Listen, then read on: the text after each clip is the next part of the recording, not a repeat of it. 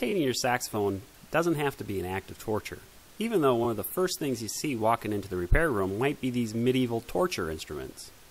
But you really don't have to worry because most of these are reserved for brass players, with the exception of few. And don't worry about this thing either. Everybody walks out alive. I visited with my friend Kent Winking at Sam Bass Music in Round Rock, Texas. And he's been servicing my horns for over 10 years. And he's also been doing many horns here in the Central Texas area and is one of the respected repairmen around.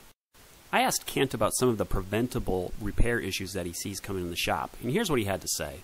You know, things like key guard screws getting loose all the time. You know, check those, make sure they're tight so they don't fall out, you don't lose your key guard. Another common problem, end caps people don't put in, there's a reason they're there, is to protect your octave mechanism from getting bent when you're taking it in and out of the case. So many times I see horns, this is bent, they have a plug in the case but they don't use it. The big thing is have your horn looked at by somebody a couple times a year. Just because it works fine doesn't mean that everything's okay with it. It's like changing the oil in your car.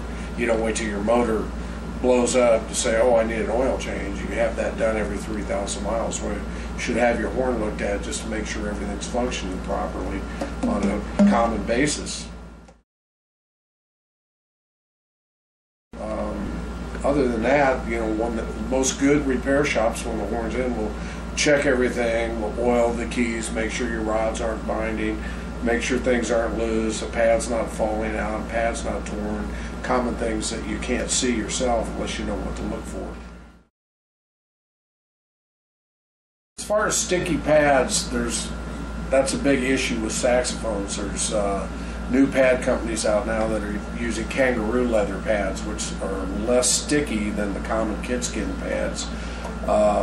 One of the main thing is swap your horn out when you're done playing. Keep the pulley. I don't like the shove-its, the little plume-looking things to put in. They shed little fibers that get on your pads and actually can create leaks. I prefer a silk swab that you can pull through the horn to get the moisture out of the horn away from the pads. Obviously, not everybody does it. When you're done playing, you get home, open the case, let the air dry the horn out, as opposed to just leaving it closed up in a case over long periods of time. So is that why the pads end up sticking all the time? Is because of moisture building up? Well, I think what they do is they treat the leather with a water preservative so they last longer. The downside to that is it makes them sticky. So if you have just basic leather pads that don't stick as often, you're going to replace them a lot more often than you do. That's why a lot of the companies are going to the kangaroo leather pads. They're a lot more durable and less susceptible to stick. What about the idea of taking a dollar bill and cleaning off your pad? Well, that does work in an emergency. It's a short-term fix. There are other companies that make stuff you can brush on the pads with a Q-tip or a pipe cleaner that will keep the pads from sticking. That's a quick fix too. It's not a cure-all, but I don't know of any cure-all. If I did, I'd be a rich man. Tell us, how can you as a technician make anybody's horn play a little bit better for them? Well, the first thing is obviously check for leaks, make sure that all the pads are seating properly. The second thing is key heights. They play plays a big factor in how the horn's going to respond. If it's too closed, it's going to play stuffy and flat. If it's too open, that's just a waste of key travel. So there's a happy medium in there that you have to kind of, by playing it, testing it, figure out where that is. Another thing is spring tensions. If common problems are if the springs are too light as you play, more advanced players play faster, they're going to get a warble in the sound because the key isn't opening and closing right. It kind of wobbles as you go by it.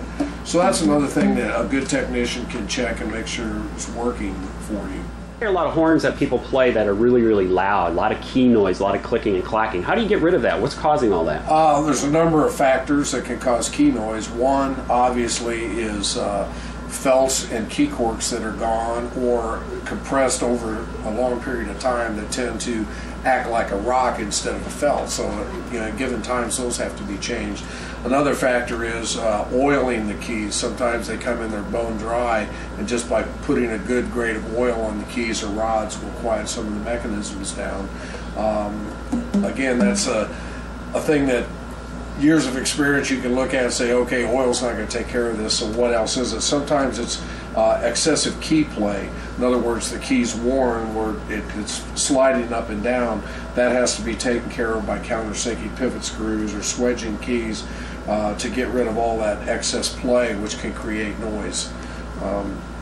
Really, these are things that you can take care of. If a horn's brought in every 6 months or twice a year, correct, you can correct all these little things one at a time instead of letting them build up. Yeah, I know in our particular shop, every time a horn comes in, these are all things that I check. It's more than just making sure the pads are closing. I check for worn corks, torn pads, excessive key play, excessive key noise, and all those issues are addressed in our shop when we do a playing condition on an instrument. So again, I can't stress enough, have your instrument looked at least a couple of times a year, and a lot of these problems can be avoided. A lot of people ask me about, well, why is a certain horn better than another horn? This horn costs $100, that horn costs $10,000.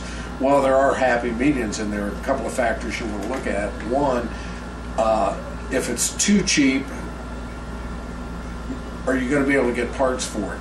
If the instrument breaks, if you buy a horn off the internet or someplace that it doesn't cost a lot of money, I've had a lot of them come in the store, I can't fix them. I don't have access to parts for them for repair. Generally, if you're going to buy, there's cheap horns and expensive horns. Stick with a reputable music store or dealer who can service the instrument that you buy from them, who is going to stock parts, so if there is a problem with the instrument, it can be fixed. So you're not going to be without your horn while somebody's trying to either make a part, which is a lot more expensive than replacing the part. I guess the lesson here is pretty obvious. Have your saxophone looked at by an experienced serviceman at least a couple times a year, and he'll be able to find all those little problems that might turn into big problems later on down the line. I want to thank Sam Bass Music and Kent for taking their time, for letting me come in and disrupt their workday, and also to Kyle and Rick at Sam Bass Music. Also, thank you to the Monster Big Band. They provided the music at the beginning and end of this video.